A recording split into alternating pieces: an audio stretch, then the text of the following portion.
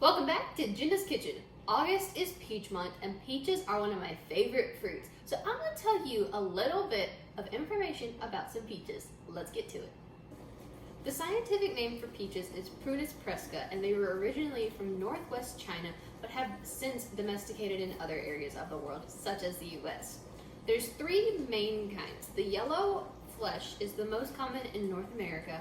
The second most common is the white peaches, and they are the same as yellow, just with a little bit of white in them, and they taste a tick different, but they're just as good. The much less common one is a red peach, where the flesh is red. I haven't seen one of those, but I kind of want to try it because they seem kind of cool. But peaches are a really good source of all kinds of vitamins and minerals, and they have plenty of health benefits. There are a ton of different things you can do with peaches. You can eat them raw, you could eat them with some honey, cut them up, drizzle a little bit of honey over them, that's what I like to do.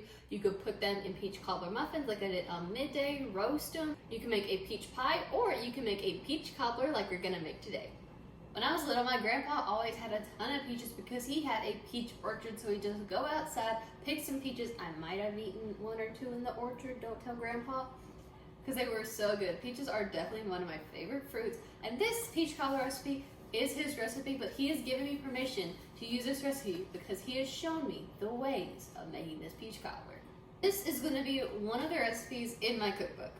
And since I love peaches, there are at least 4 peach recipes in this cookbook. So the first thing that you're going to do is cut up 9 cups of peaches. Just slice them up, and I've got them in this bowl. And once we have done that, we're going to combine 1 3/4 cup of sugar, 3/4 cup of flour, and 2 teaspoons cinnamon. Take whisk and whisk it up.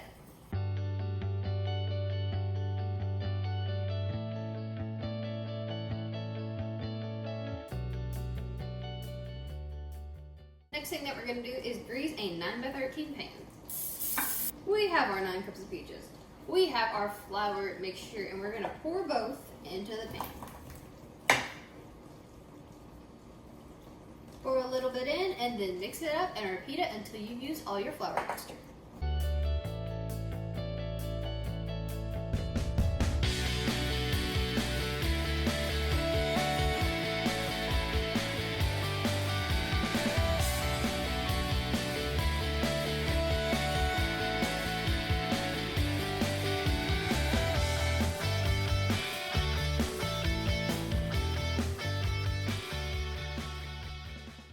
Alrighty, these two are mixed, and now I need to wash my hands.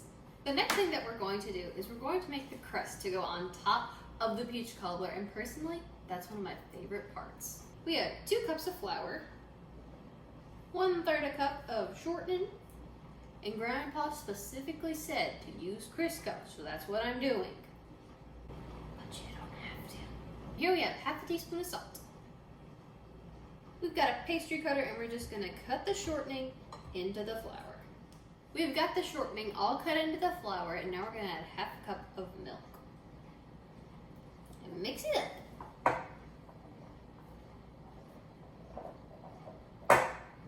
Now that we've got our dough mixed up, we're going to roll it out.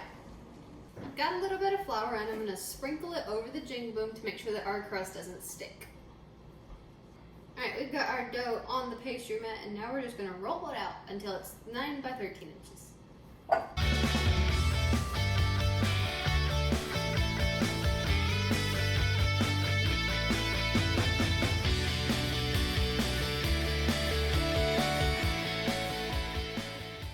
Now comes the hard part, transporting the crust onto the peach cobbler. There's a couple different ways that you can get this on here. You could just pick it up and do that. You could get a buddy and y'all could both flip it. You could just take the pastry mat and flip it on there. I'm going to pick it up, hold it, and then once it's on here, you can kind of spread it out a little, take the edges off.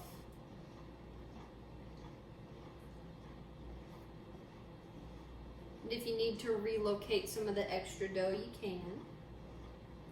Alright, now it's time to sprinkle some sugar and put some butter on top. Next thing we're going to do is one of my favorite parts. We take 12 pats of butter and put them on top of the cobbler. We have 4 tablespoons of butter right here, and we're going to cut each tablespoon into 3 parts. just set them on the cobbler like that. When I would watch Grandpa make the cobbler when I was little, this is one of the things that he would let me do. Let's cut the butter and put it on here. Then we have a fourth a cup of sugar, and we're just going to sprinkle it over the top.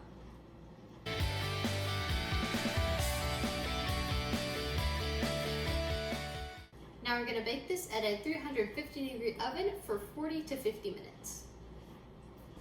We're going to put our cobbler on a cookie sheet. That way, in case it overflows onto the sheet. Here is our peach cobbler. It looks amazing. I can't wait to dig in, have it with some vanilla ice cream. It's going to be delicious. If you like this video, please like it and comment your favorite way to have peach cobbler, with ice cream, with whipped cream, or just peach cobbler by itself. I could probably eat it anyway. Subscribe to Jenna's Kitchen and have a great day.